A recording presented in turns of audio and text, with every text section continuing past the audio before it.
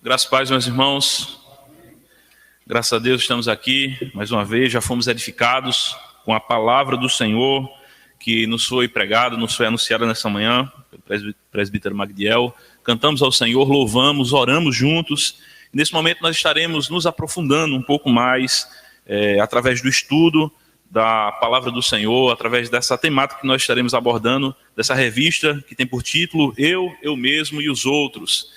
E eu parabenizo aos irmãos que escolheram essa revista, porque de fato ela é desafiadora, bem desafiadora.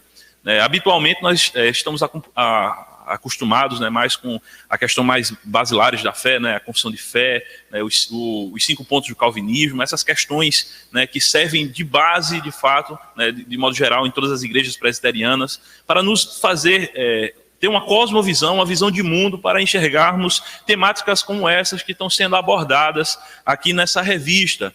E esse deve ser um caminho que nós orientamos que os irmãos sempre trilhem ele, preparar bem os alicerces da fé, analisando a doutrina bíblica, para então adentrar essas questões mais filosóficas, antes de você estudar Nietzsche, antes de você estudar Schopenhauer, antes de você estudar essa galera aí, que filosófica, tanto do período da modernidade quanto da pós-modernidade. É muito interessante que o crente ele alicerce as suas bases na doutrina bíblica.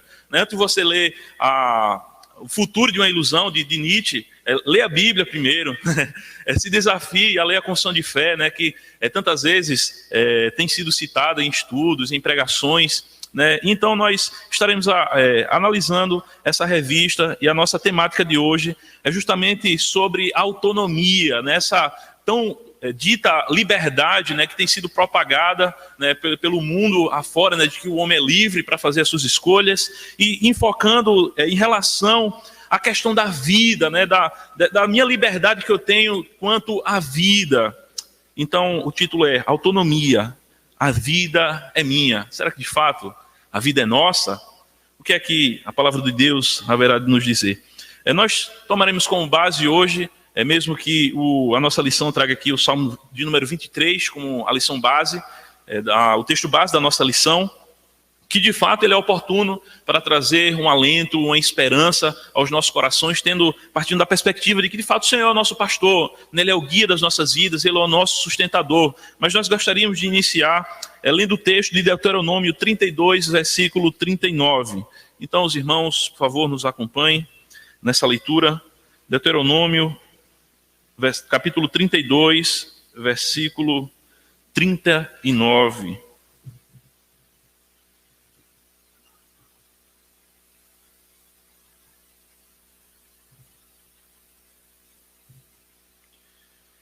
A palavra do Senhor nos diz, Deuteronômio 32, versículo 39. Vede agora que eu sou, eu somente, e mais nenhum Deus. Além de mim, eu mato, eu faço viver, eu firo, eu saro. Amém. Senhor, nós clamamos ao Senhor que mais uma vez, Pai, o Senhor nos vivifique pelo poder da Tua palavra, Senhor Deus, desse estudo que nós teremos nesse momento. Ajuda-nos, Senhor Deus, para que a nossa mente seja renovada pela palavra do Senhor. A nossa mente que constantemente tem sido bombardeada, Senhor Deus, pelo mundo que luta contra a verdade do Senhor.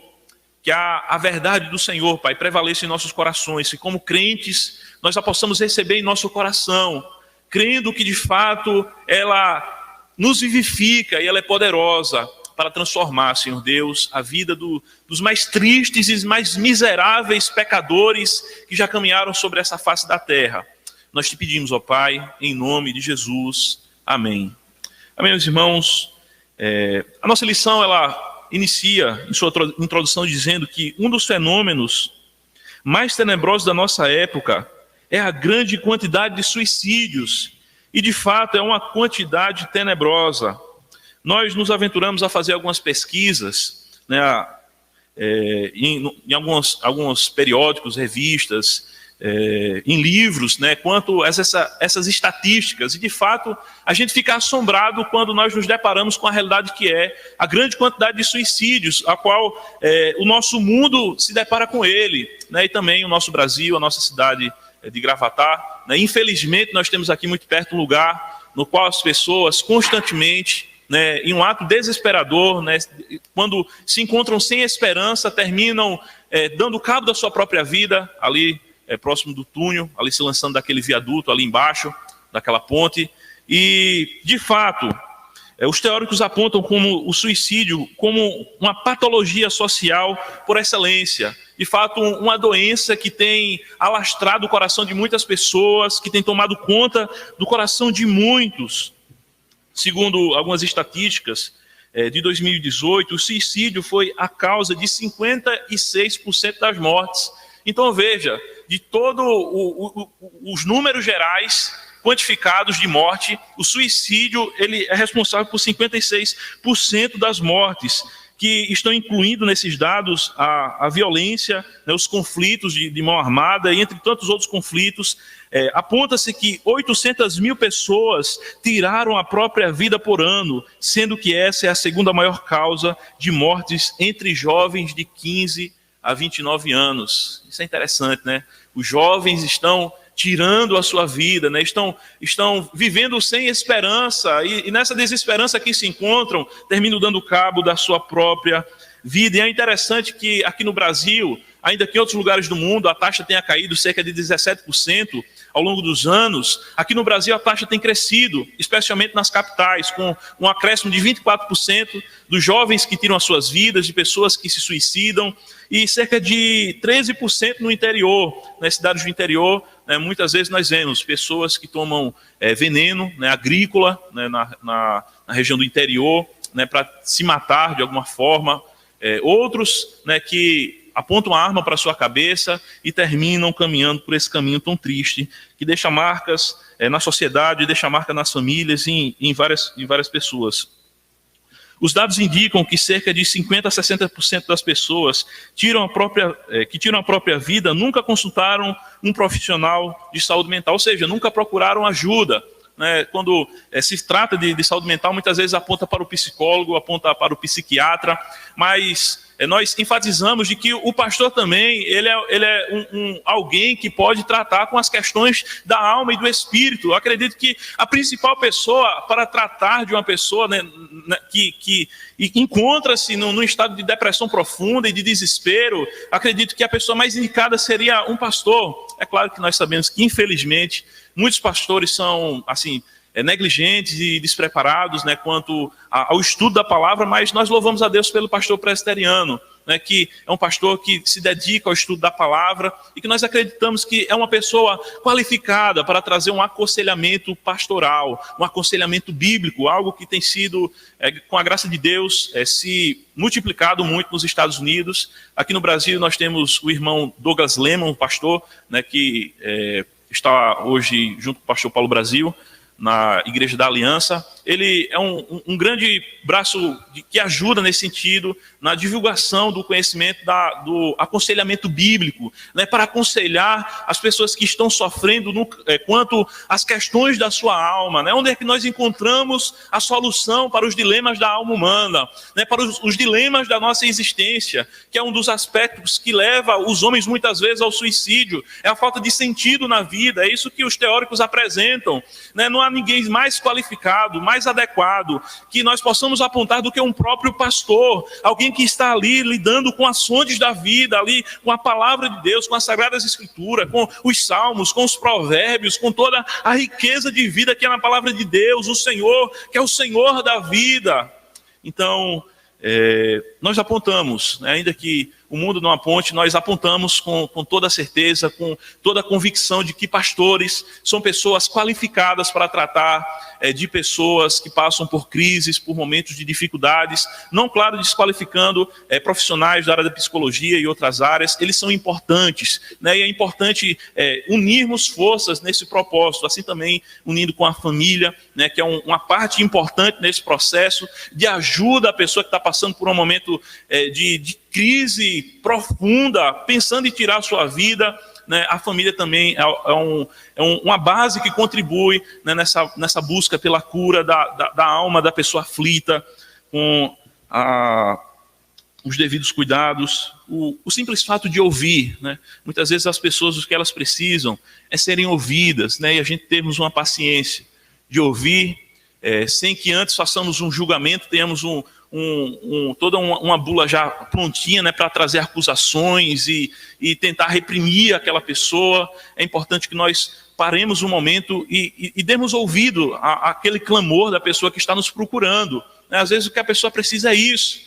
E nós precisamos exercer a misericórdia nesse sentido. Nós precisamos exercer a nossa paciência. Nós precisamos exercer a nossa longanimidade nesse sentido. Quantas vezes Deus não tem exercido a sua longanimidade conosco? Né? Deus é muito paciente, meus irmãos. Se eu olhar para trás e eu ver quem eu era, eu digo, meu Deus, como o Senhor é paciente. A pessoa suportar uma criatura dessa, né? A mesma coisa a gente deve fazer com aqueles que estão sofrendo. As pessoas que às vezes talvez a gente olhe e diz, rapaz, é um fardo ter que ouvir fulano essa mesma história, né, que vai se matar e aquela coisa toda. Mas nós precisamos sermos amorosos para com essas pessoas, ouvir, né, as suas queixas, né, e buscarmos tratar daqueles que estão aflitos. Essa é um dos aspectos da missão da igreja, né, é ir ao encontro do aflito, do necessitado, né, assim como o Senhor Jesus foi em busca de pecadores e de homens com as suas vidas dilaceradas, e Jesus esteve ali ajudando aquelas pessoas. Esse também é um desafio para mim e para você, ajudar pessoas que estão na sarjeta da vida, pessoas que estão completamente sem esperança e que ninguém dá nada por elas. Essa é uma missão para mim, para você, para a igreja, não apenas do pastor, não apenas do profissional da saúde, mas de todos nós, como corpo de Cristo. Nós precisamos amar o nosso próximo, aquele que está às vezes lançado, né, pelas ruas dessa vida, né, e passa o fariseu e não dá atenção, passa o levita e não dá atenção também. Nós precisamos olhar para o nosso próximo e se compadecer dele e dizer, vem cá, meu querido, chora aqui, é no meu ombro, né? Porque quem sabe lá na frente não vai ser eu, não vai ser você que vai estar chorando nesse ombro, ou em um outro ombro talvez, né? Porque todos nós estamos sujeitos a fraquezas, né? Houve momentos na minha vida que eu olhava para mim e dizia, rapaz, não tem nada que me surpreenda, não tem nada que me coloque para baixo, né? Aquela disposição de jovem, né? Aquele fogo que vem, né, do coração do jovem, jovial. É tipo um super-homem, né? Nada vai me abalar. Então, de repente, alguns problemas começam nos acometer, nos surpreender, e a gente vê de fato, poxa, como eu sou fraco, como eu sou débil, como eu sou pó e cinza de fato. Eu não tenho outra coisa a dizer de mim, senão de que eu de fato sou um pobre, um miserável, uma pessoa com uma estrutura fraca. E louvado seja Deus, porque muitas e muitas vezes Deus faz com que isso aconteça nas nossas vidas, né, para quebrar a nossa autonomia, quebrar a nossa soberba, quebrar a nossa altivez de espírito, nos fazer ver quem de fato nós somos, que nós somos fracos, que nós somos necessitados da sua graça, que nós precisamos uns dos outros e que nós somos carentes dele, nós somos carentes do Senhor.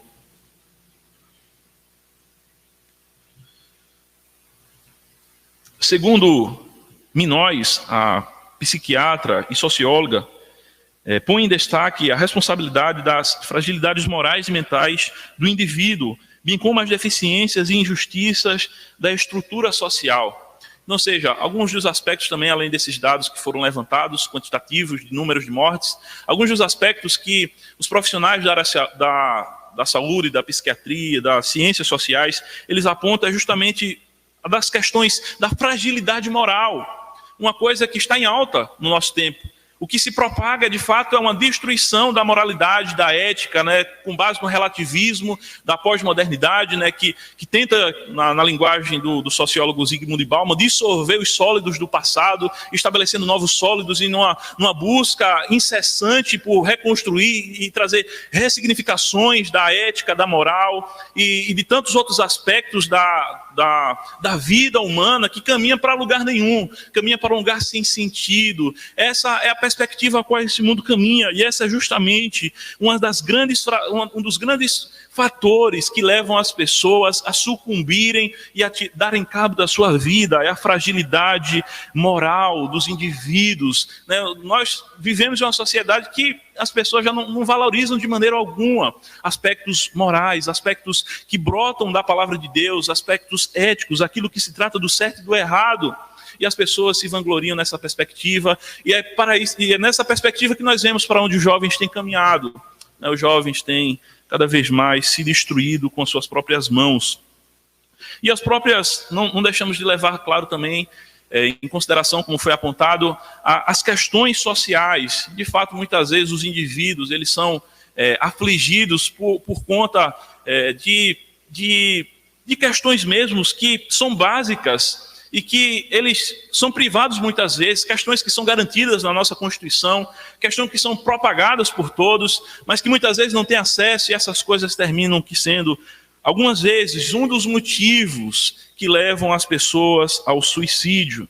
O suicídio não é um, senão vários e heterogêneos. Não existe uma bula para dizer, esse é o caminho que o suicida vai seguir, mas existem vários aspectos que nos apontam, que nos ajudam a identificar aquele que se dá ao ato suicida. Para os filósofos, eles chegam a dizer que só existe um problema filosófico realmente sério. O suicídio, concluir que a vida vale ou não a pena ser vivida, é responder à questão fundamental da filosofia. Veja como a seriedade que de fato isso é tratado, né? Até mesmo lá fora. É interessante que em alguns lugares do mundo, mesmo tendo-se essa perspectiva, né, tanto da parte da religião quanto da filosofia, de que de fato é algo sério a ser tratado e difícil de lidar com isso, mas é interessante que em países como a Suíça, a Holanda, o Japão, nós vemos pessoas se submetendo ao suicídio assistido, que é justamente um dos pontos aqui da nossa lição, que é tratar da eutanásia. E se você for colocar no YouTube, você vai ver que existem canais de televisão que passam as pessoas recebendo uma dosagem letal em sua veia, em seu corpo, algum tipo de veneno, e aquilo ali é assistido pela televisão de forma aberta, né, nesses países que nós citamos. Que coisas tão terríveis, né, a qual esse mundo tem caminhado, né? Que coisa tão horrenda, né? De fato são como foi colocado no início da lição, são quadros tenebrosos, são questões muito escuras para os quais esse mundo tem caminhado, assim como nós vemos também questões relacionadas ao aborto, né, que não é um dos pontos levantados na nossa lição, mas que está relacionado com essa questão da vida e da morte. Nós vemos como o mundo tem banalizado a questão do aborto, e claro, nós não vamos entrar na polêmica recente em relação ao último aborto que foi polemizado no Brasil, mas nós vemos que de fato o aborto é uma desgraça, se os irmãos nos permitem assim dizer, que tem se propagado ao longo por vários e vários países, né? Tem sido imposto pela Organização de Saúde, e nós vemos países como a China, que por longos períodos, né, propagou a política do filho único. A vida era completamente banalizada. Eu ainda estava até contando para o irmão Aprígio, eu estou com um choro aqui guardado no coração, assistindo uma série do Prime, da Amazon, que vai apresentar justamente essa questão de como foi essa política do filho único na China. E é uma coisa terrível, crianças que as famílias abandonavam no mercado público para morrer de sede, com os insetos comendo, com fome, e as crianças lançadas ao lixo pelo o hospital, né, o lixo hospitalar, e um fotógrafo foi lá e recolheu aquelas crianças lá, todas perfeitinhas, né, e colocou no vidro para tentar sensibilizar o coração dessa nação tão terrível, que tem o Estado como sendo um Deus, né, a idolatria do Estado, e as parteiras que eram forçadas a estrangular as crianças quando a mulher ela tinha um parto, a esterilização forçada das mulheres. Então são coisas absurdas que têm se propagado e têm se alastrado por todo mundo, e que chega no Brasil e o crente olha e diz, tem que ser assim mesmo, tenha vergonha. Eu vou tomar um pouquinho do espírito do pastor William. Que vergonha, né? O pastor William é bem duro, e precisa ser assim mesmo, com certos crentes. Precisa tomar vergonha na cara, precisa vê que de fato você não está em Cristo, você assumindo tais posicionamentos. Você precisa rever os seus conceitos, aquilo que compõe a sua mentalidade, a sua cosmovisão. Veja que os estudos que nós estamos tomando, ele vai tratar disso, da cosmovisão, a visão de mundo. A gente, sempre que vai tratar de cosmovisão, a gente pensa sobre a ótica do óculos. Aqui eu estou vendo tudo embaçado, mas a partir do momento que eu coloco o óculos, eu tenho uma cosmovisão acerca desse ambiente. Assim também, nós precisamos refletir quais são os óculos que estão diante dos nossos olhos. O que é que tem balizado, alicerçado a nossa fé? Será que de fato tem sido a palavra de Deus? Será que de fato tem sido a revelação divina que vem nos trazer vida? Ou será os conceitos pluralistas desse mundo que tem se afogado nos mais profundos relativismos e trevas e tem caminhado para uma destruição total? O que de fato tem conduzido? Isso é uma questão muito importante. Um dos primeiros teóricos também a tratar dessa questão foi Sigmund Freud. No tema do suicídio, ele propõe uma hipótese de que se tornaria célere o suicídio, ou seja, de que o suicídio é o retorno sobre a própria pessoa de suas pulsões agressivas e de sua violência inconsciente. Um forte argumento em favor dessa perspectiva vem contraditoriamente da guerra, vem daquilo que é visto na guerra. Na guerra, as pessoas tendem menos a se suicidar. Então, ele olhando para esse fenômeno, ele tenta trazer essa abordagem de que o fenômeno do suicídio é um ato de violência que a pessoa desejaria ter em relação a outras pessoas, que ele comete contra si mesmo.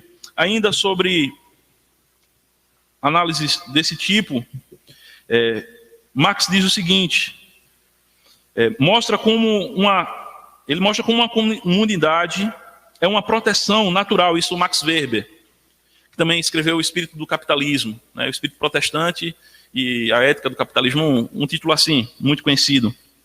Ele mostra como a comunidade é uma proteção natural contra o suicídio, sendo o isolamento ou a perda desse laço um fator de indução ao suicídio. Então veja, a unidade social, especialmente pensando na família, é um fator muito importante, para ajudar as pessoas, para que não vá por esse caminho. E o que é que a gente vê aí fora? Tenta-se, a todas as maneiras, destruir a família, destruir essa célula da sociedade.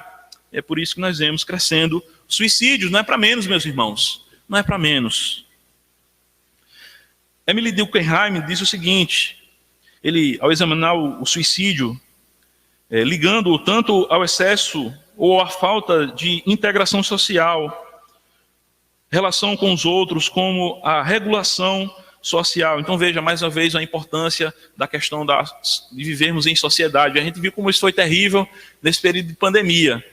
Tem gente que ficou maluco de fato, você fica angustiado, fica aquela coisa ruim de se viver nesse isolamento social. O ser humano ele foi feito, constituído, esse é um dos aspectos do tripé da natureza humana, o aspecto social, o mandato social do homem. O homem foi feito para viver em comunidade, o homem foi feito para viver nessa troca de relações interpessoais. E essa é um dos grandes motivos que muitas vezes tem levado à falta disso, dessas relações, tem feito com que as pessoas sejam direcionadas ao suicídio. Pessoas se matam pelo excesso e pela falta de sentido. Muitas vezes as pessoas estão caminhando, como nós já falamos desde o início, e elas estão sem sentido. Elas não sabem por que elas existem, quando a perspectiva cristã nos aponta muito bem, qual é o fim supremo e principal do homem, qual é a razão da nossa existência, por que eu estou nesse mundo, por que eu estou nesse trabalho, por que eu fui demitido talvez até desse trabalho, porque as coisas acontecem como elas acontecem. E nós como cristãos, nós bem sabemos qual é o sentido da vida, é glorificar a Deus e sentir prazer nele eternamente. Esse é o propósito, essa é a perspectiva cristã que contrapõe com a perspectiva do mundo, que não tem uma perspectiva de esperança, muito menos outra outras religiões, ao se deparar com o sofrimento, elas não sabem para onde caminhar. E o cristianismo ele vem nessa perspectiva justamente de trazer esperança, consolo, alento para a alma aflita. O suicídio é um assassinato do objeto mal que o indivíduo acredita ter se tornado. Nessa perspectiva, muitas vezes, o suicídio é uma tentativa de autorredenção, né? O indivíduo, ele se mata como uma moeda de troca por alguma coisa que ele fez, né? Algo que entristeceu talvez outra pessoa.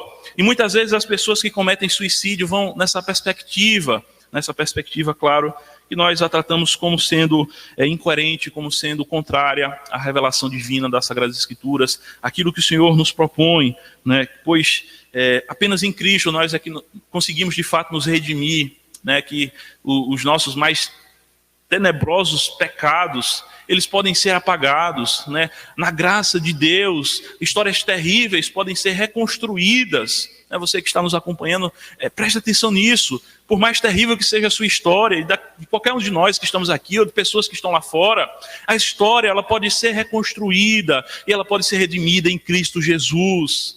Então não adianta você fazer o absurdo esforço, né, de chegar ao ponto de tirar a sua própria vida. Antes disso, as pessoas às vezes fazem tantas outras loucuras na tentativa de tentar se redimir com as pessoas que ele falhou com elas. A nossa redenção está em Cristo Jesus. Ele é aquele que corrige a nossa vida, né, os aspectos mais tristes da nossa vida.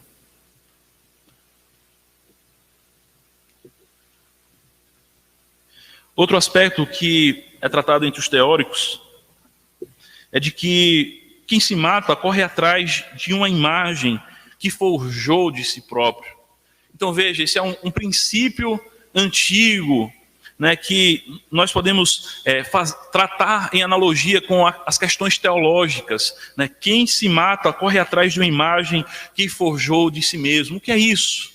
Isso aqui nada mais é do que a idolatria do ego, a idolatria do amar-se a si mesmo, a tal ponto de que isso termina aqui por consumir-me completamente, a egolatria. E é aquilo que nós temos visto hoje, através dos dispositivos, das redes sociais, a interação, né, que muitas vezes se tem, né, tem sido uma interação que tem levado justamente para isso, para essa idolatria do próprio ser. Nessa perspectiva, foi feito um estudo em que 2 grupos foram analisados de pessoas que estavam passando por momentos tristes e difíceis. E foi analisado que o grupo mais depressivo era justamente aquele que postava fotos acerca de si mesmo, que olhava muito para si mesmo, né, que estava muito preocupado com os likes, com a aceitação, né, que vem das redes sociais, e o outro estava passando mais tranquilo. Então veja que isso não é algo distante de nós. Nós podemos sermos afetados por essas questões. Todos nós hoje estamos nas redes sociais, no Facebook, no Instagram, no Twitter, e nós podemos ser afligidos a nossa alma nessa perspectiva, e de modo especial por aquilo que nós já dissemos que é a idolatria, né? Quando o centro do nosso coração deixa de ser Deus para ser qualquer outra coisa, e de modo especial para sermos nós mesmos. Quando isso acontece, aí vai acontecer, como foi dito já lá no Salmo 115, né? Tornem-se semelhantes a eles, aqueles que o fazem. Nós nos tornamos parecidos com aquilo que nós adoramos. Nós nos tornamos parecidos com aquilo que nós adoramos. E o que é que acontece com alguém que se dá à idolatria? O Salmo é bem claro, né? Ele vai se anular em si mesmo, vai de fato se autodestruir. Uma pessoa que anda pelo caminho da idolatria, né? Nesse aspecto nós podemos pensar também na questão da beleza, né? Pessoas que se idolatram demais, né? Às vezes chega na academia pedindo para abrir, sai quando dá hora de fechar, fecha agora não, porque eu ainda tenho umas coisas para fazer.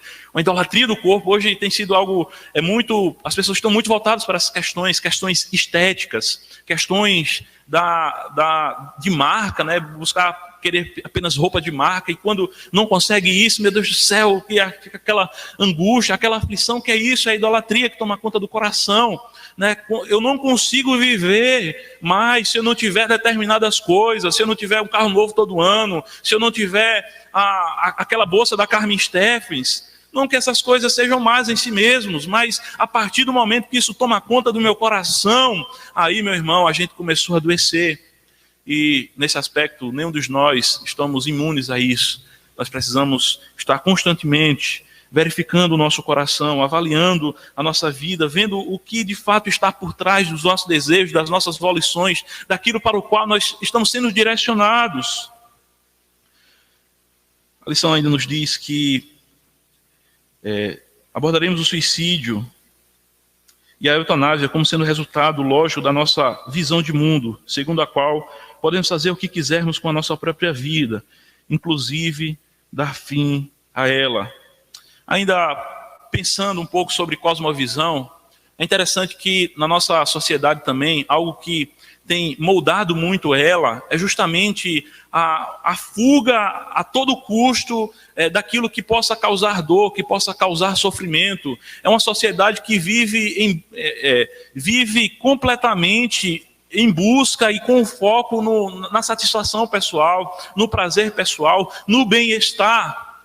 Mais uma vez, não que essas coisas sejam erradas, mas uma coisa é certa, nós iremos sofrer. Jesus disse, no mundo vocês terão aflições. E o mundo está aí, para crente, para não crente, todo mundo vai sofrer. E a grande questão é como enfrentar o sofrimento, como enfrentar a dor, como enfrentar a angústia. E esse mundo não tem nada a oferecer nessa perspectiva.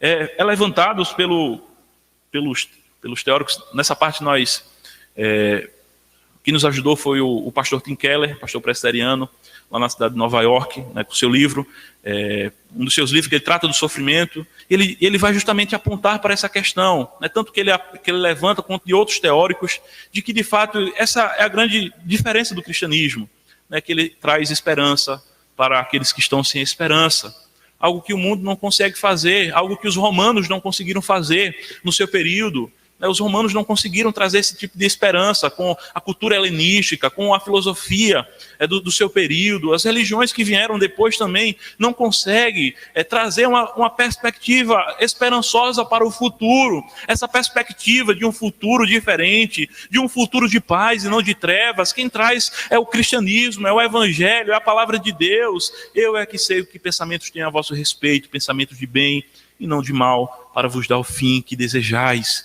Então veja, nós caminhamos para um lugar seguro, nós caminhamos numa esperança, a esperança que vem da palavra de Deus, a esperança que brota das Sagradas Escrituras.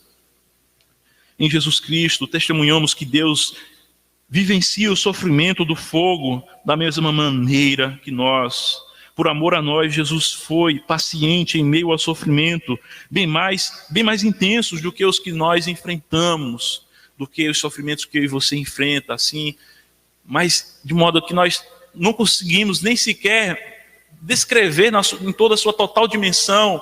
Assim foram os sofrimentos de Jesus. Ele suportou não apenas as dores físicas, mas o peso da ira de Deus sendo derramada, uma dor infinita sendo derramada sobre ele na cruz do Calvário.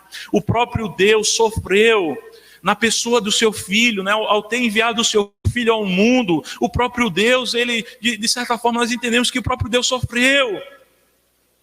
E o que dirá de nós? O que dirá de mim, de você?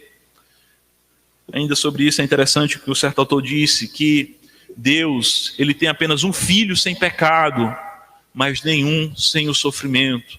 Todos nós enfrentaremos a fornalha da aflição, seremos colocados na fornalha da aflição para sermos purificados, como o ouro é purificado, como a prata é acrisolada. Nós seremos assim tratados pelo Senhor ao longo da nossa jornada cristã, e os benefícios são diversos. Muitas vezes vai ser para que nós cresçamos de fato, para que nós tenhamos uma nova forma de viver, para que nós possamos ajudar o nosso próximo quando passar pelo sofrimento. E o objetivo maior, é claro, é para que o nome de Deus seja glorificado através da minha e da sua vida. Nessa perspectiva é interessante que John Piper diz, em uma das suas pregações, ele diz: não desperdice o seu câncer. Utilize o seu câncer para a glória de Deus. E aí nós podemos utilizar tantas outras coisas da nossa vida. Utilize a doença que você tem enfrentado, as angústias no seu lar, a crise financeira, o coronavírus, para a glória de Deus.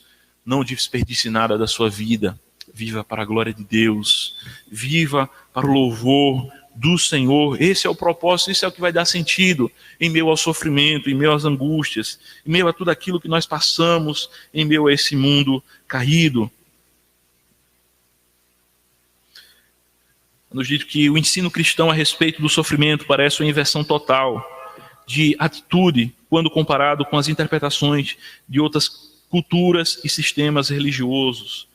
A forma cristã de abordar a questão do sofrimento foi um dos principais motivos de o cristianismo ter superado a filosofia grega e transformado na cosmovisão dominante do Império Romano. Então, meus irmãos, na nossa lição existe alguns mitos e verdades quanto à perspectiva do suicídio. É interessante aquilo que é colocado, né, um pouco semelhante à pesquisa também que nós fizemos, muitas pessoas que falam sobre cometer suicídio não chegam realmente a cometê-lo. Esse é um mito que muitas vezes as pessoas dizem. Não faz muito tempo, eu estava vindo de São José para aqui para Gravatá, passando por... esqueci o nome da cidade. Eu sei que quando eu estava passando, tinha uma jovem que estava na ponte, estava prestes para se jogar. E tinha uma pessoa lá com a moto, com ela, conversando com ela, não sei quem era, se era o ex-namorado dela, quem era. Aí eu deixei Vanessa e Israel numa casa assim, para deixar ela com segurança, Israel, e voltei para ver, né, o que é que tinha acontecido, mas aí já tinha ido embora, eu acho que talvez tenha subido na moto, eu olhei ainda para ver se no rio estava lá jogado alguma coisa, graças a Deus que não, né, graças a Deus que não.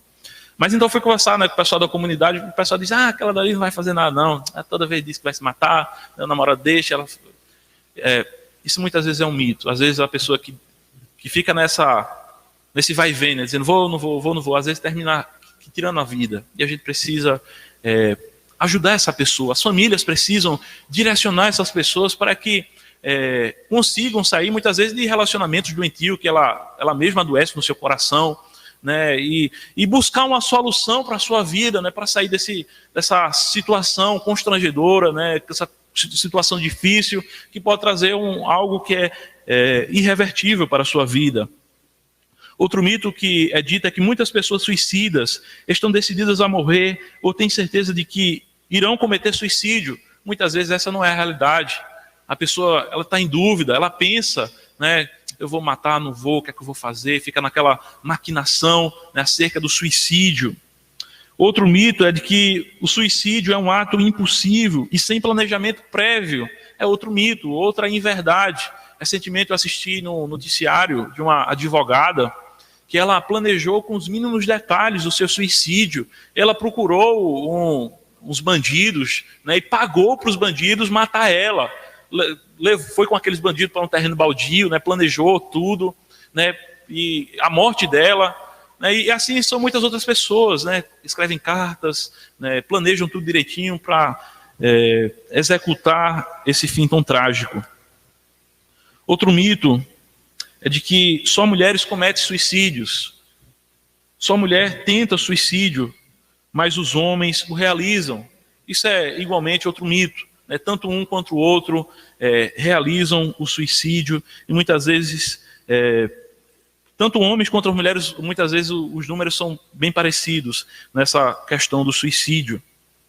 E claro, a tentativa é de escapar do sofrimento, da angústia, da dor e das dificuldades que nós enfrentamos dessa vida, quando que o cristianismo, a verdade do Senhor nos apresenta, né, como nós já falamos, a realidade do sofrimento, e muitas vezes chega até mesmo a nos convocar a sermos participantes, como está escrito, dos sofrimentos de Cristo. Nós que somos o corpo de Cristo, né? Cristo, ele se compadece do sofrimento da sua igreja, né? Em toda a angústia deles foi ele angustiado. É isso que diz lá no Antigo Testamento. Deus sofre com o sofrimento do seu povo. E muitas vezes nós iremos de fato sofrer. Lá em Hebreus é nos dito, saiamos pois a ele fora do arraial, levando sobre nós o seu vitupério, a vergonha, né? Muitas vezes o cristão ele vai passar por isso, né? Ele vai ser envergonhado. Isso faz parte do sofrimento que nós enfrentamos. Será tratado como endemoniado, como o Senhor Jesus foi tratado. Se disseram a Beelzebul, dono da casa, quanto mais aos seus conservos. Se trataram com o Senhor Jesus dessa forma, o que dirá de mim e de você?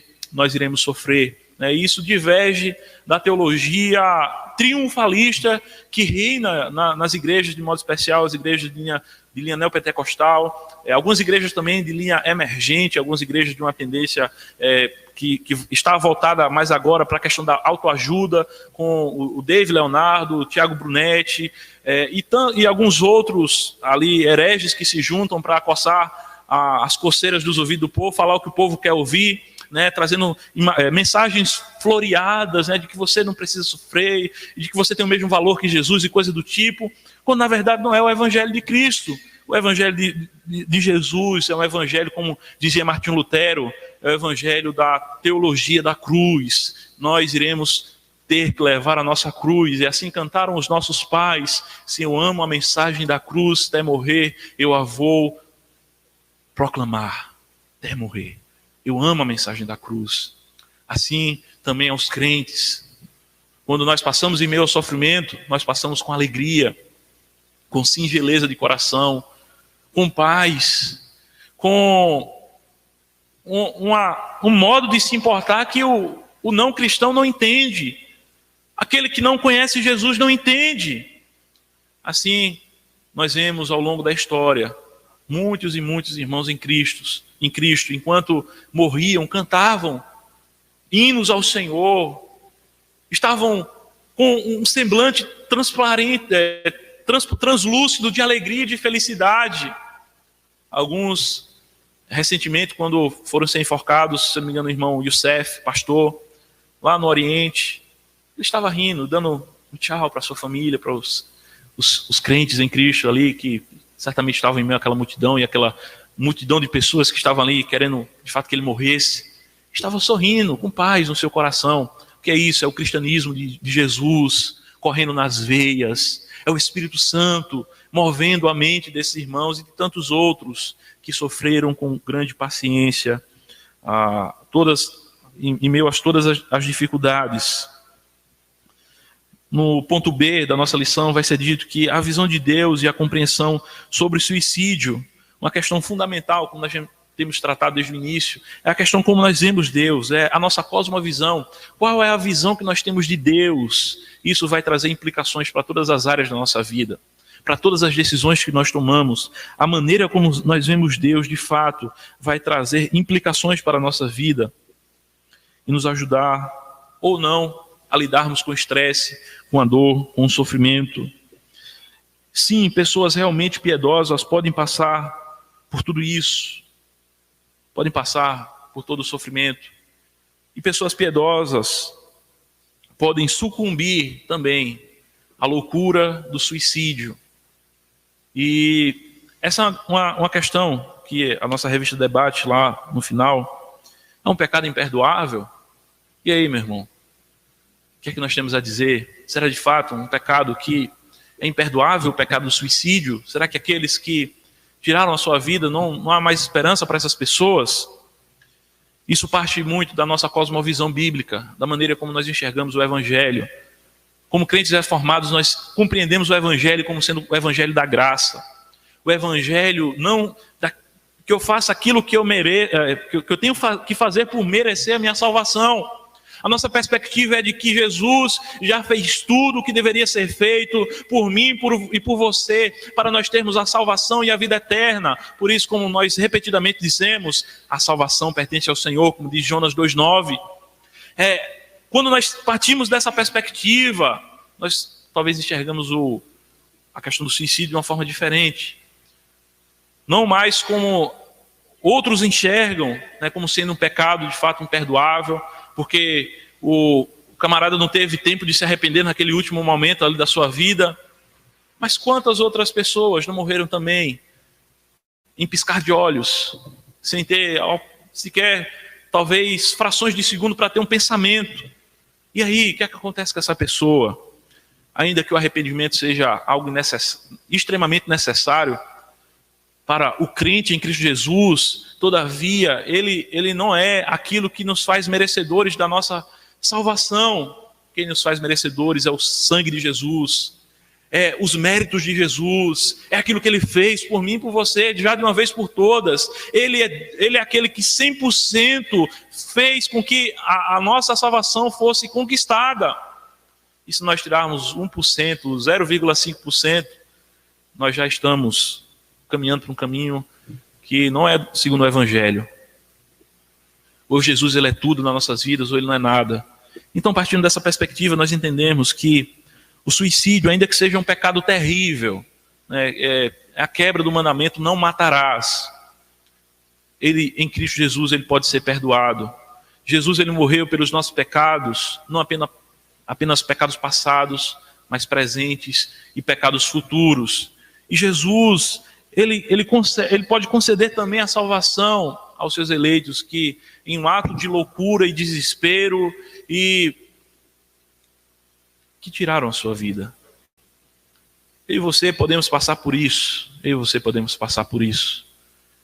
Tive alguns momentos e é constrangedor, mas às vezes é preciso a gente falar. Eu passei por momentos que eu pensei em tirar a vida, com coisas tão... Você olha e diz, como é que a pessoa pensa uma coisa dessa em relação a isso?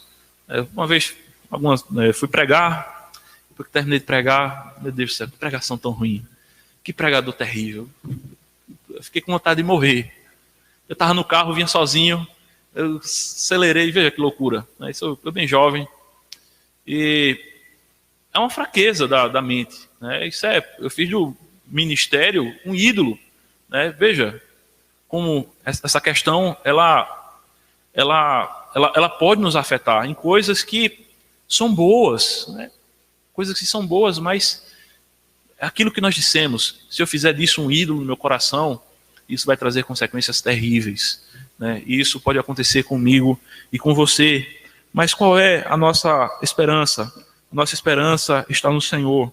A Bíblia trata de diversos casos acerca do suicídio. É claro, não traz uma teologia, né, do suicídio. Né? O que nós temos são 5 textos no Antigo Testamento, 5 narrativas acerca do suicídio, e uma no Novo Testamento, com o suicídio de Judas. Né? Nós não podemos tirar muitas conclusões. O que nós vemos aqui, nesses textos, foram momentos em que aqueles homens estavam tendo em vista, né, a desonra, né, aquela cultura ali do povo hebreu, naquele contexto, era uma cultura baseada em honra e vergonha. Então, diante de contextos a qual alguns reis seriam submetidos à vergonha e à desonra, eles acabaram por tirar a sua própria vida, mas os textos não trazem muitas implicações, justamente porque são textos narrativos e não são como as epístolas, mais descritivos e que destrincham algumas situações. Mas o que nós concluímos é de que, de fato, pode haver perdão para um suicida, mas nós enfatizamos a sacralidade da vida, a preciosidade da vida, e de que, de fato, o ser humano ele não é livre, ele não é autônomo para olhar para si mesmo e dizer: a vida é minha, eu faço com ela o que eu quiser, e eu vou tirar a minha vida na hora que eu quiser, no momento que eu quiser, porque é assim que eu me conduzo dessa forma. Isso não passa de uma grande enganação. Nenhum de nós somos livres. O próprio Senhor, o Deus de toda a terra, ele não é livre. Opa, como é que você diz isso? Porque ele é um Deus que está sujeito à sua natureza.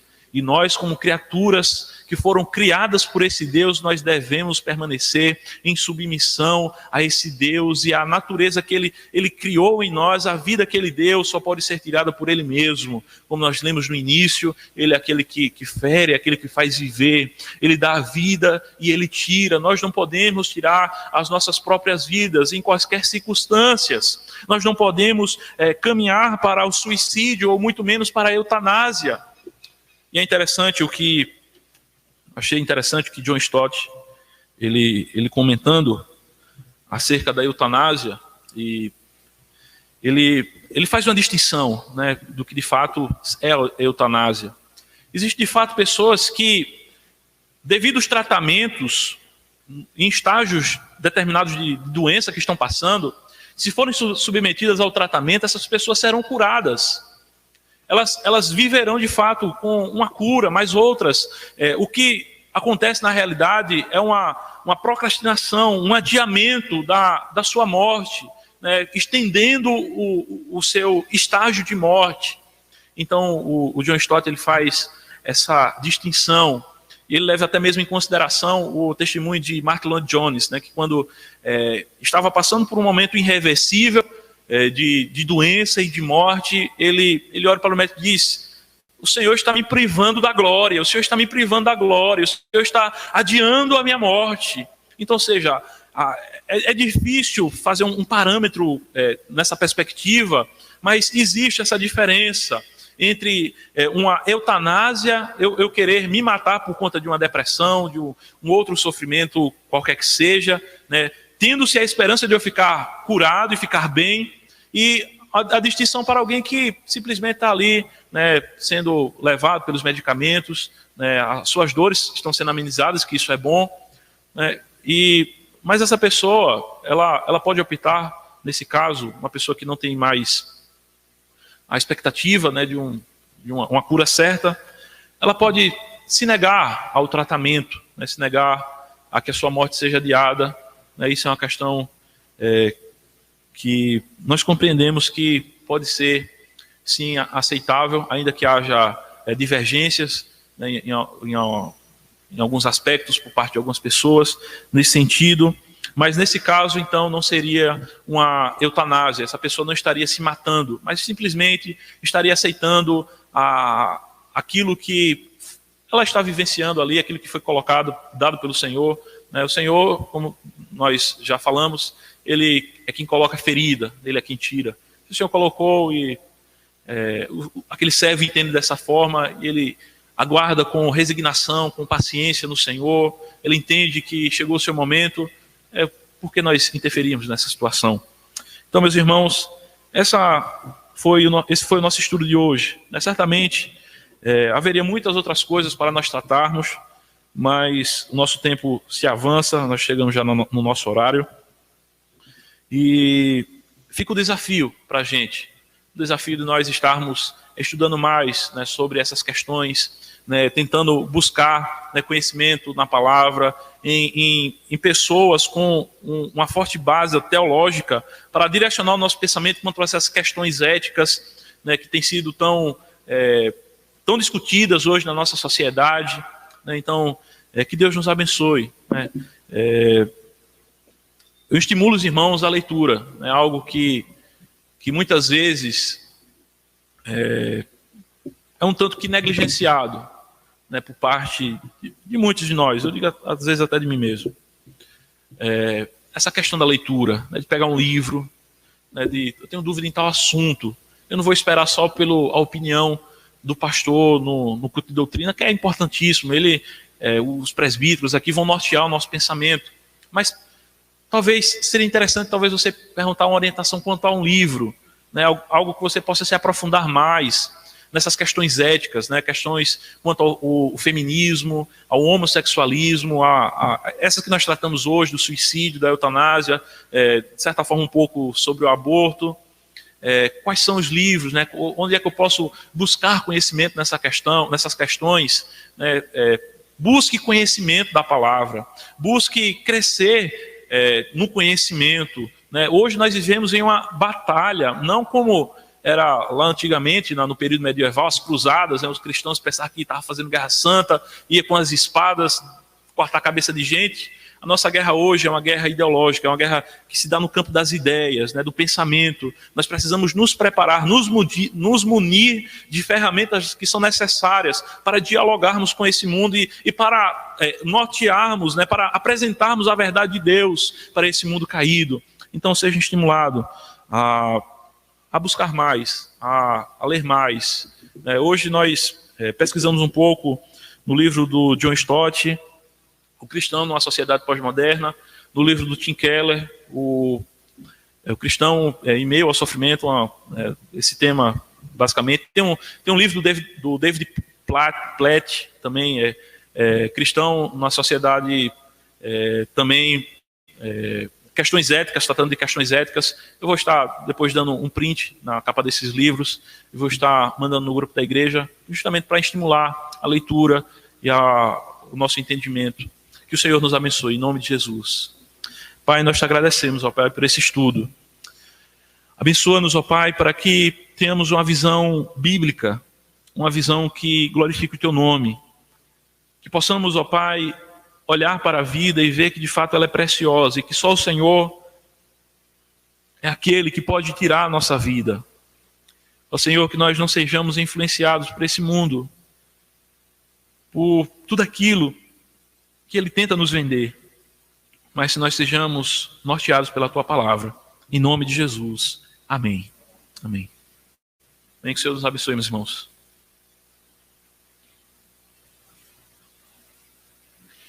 Irmãos, nós louvamos a Deus, que possamos, de fato, ter o ensino e aplicar em nosso coração no dia a dia.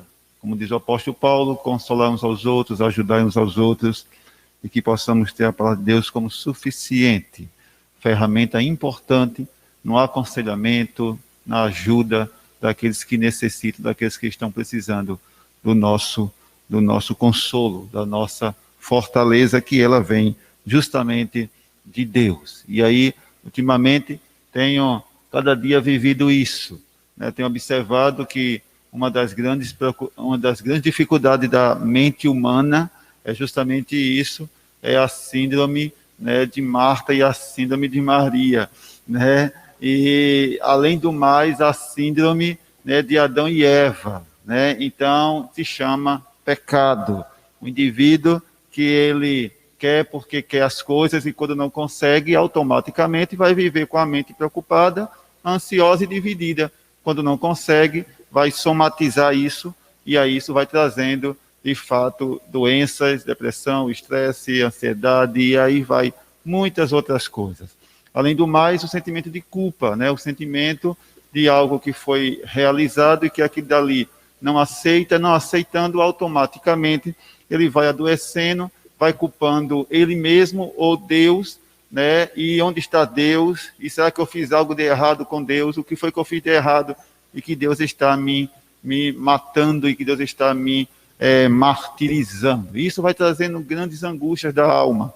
E a angústia da alma tem que ser tratada de fato com a palavra de Deus e eliminar da mente humana essa culpa, esse sentimento. Então, algo, né, que às vezes, como disse aqui o seminarista Abraão, né, de fato nós não negligenciamos e nem tampouco nós descartamos também a ciência, pelo contrário, né, porém nós temos como suficiente ainda, né, é a palavra de Deus ao coração do pecador, porque tudo vem de fato com esse veneno que se chama pecado na raça humana, tá? Então, logo, nem todos aqueles que estão com depressão é a questão de pecado, não, tá certo? Não quer dizer que é pecado, não quer dizer que é diabo, tá bom? Pelo contrário, precisamos ter essa sabedoria para não achar que depressão, o indivíduo está ansioso, é o demônio que está dando ansiedade a ele, é o pecado, é alguma coisa de errada que ele está fazendo. Não, tá certo? Nem tudo é o diabo, tá certo? Então, precisamos ter muita sabedoria. Então, que Deus nos abençoe, né? E também peço oração nessa manhã pela nossa irmã Silvia, que é a esposa do presbítero Giovanni da Segunda Igreja, tá bom? Então, ela desde ontem, ela está sendo socorrida com dores, nós sabemos que ela tem um câncer no intestino, e ela tem sido socorrida desde ontem. Então, hoje pela manhã, ela foi na UPA de Caruaru, e hoje está sendo transferida agora para o mestre Vitalino. Que possamos orar, né, pela nossa irmã Silvia, o presbítero Giovanni e toda a sua família. Oremos também por Diácono Luiz, né, os idosos da nossa igreja, tá? Então, a nosso irmão Deto, que é o irmão do nosso irmão Deglisson, também está na UTI, né, da Unimed no Recife. A nossa irmã Raquel, pela família, né, que perdeu a avó essa semana, oremos também pela nossa irmã Raquel. Nossa irmã Cássia, que já está se recuperando, está bem, né, e em breve estará aqui conosco também.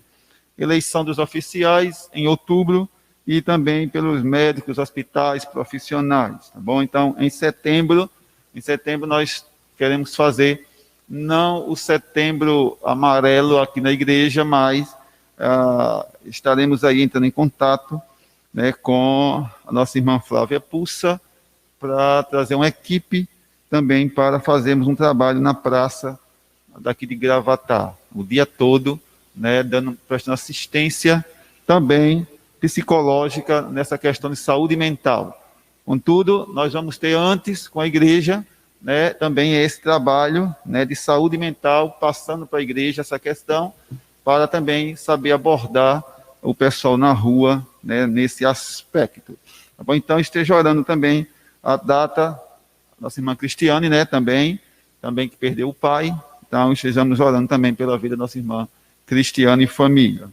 Então, nossa irmã Flávia, solicitei que ela faça um documento para solicitar aí a Secretaria de Saúde de Gravatá, né, uns toldos, também uma ajuda nesse sentido, tá bom?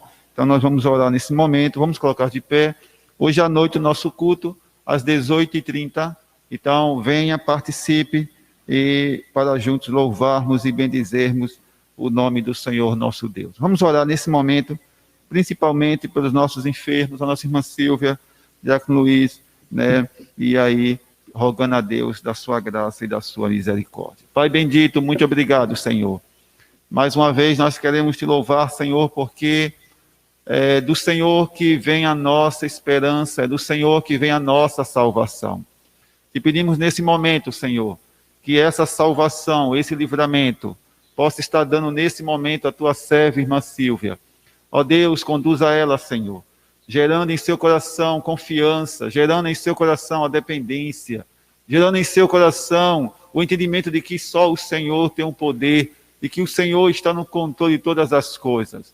Abençoe Giovanni, também dando força ao teu servo, fortalecendo ao Senhor a sua mente, o seu coração, para nesta luta, Senhor, poder ajudar a sua esposa, e também, ó Deus, e que o Senhor ajude ele no sentido, ó Deus, de sua mente, dando a ele sabedoria do alto, Pai.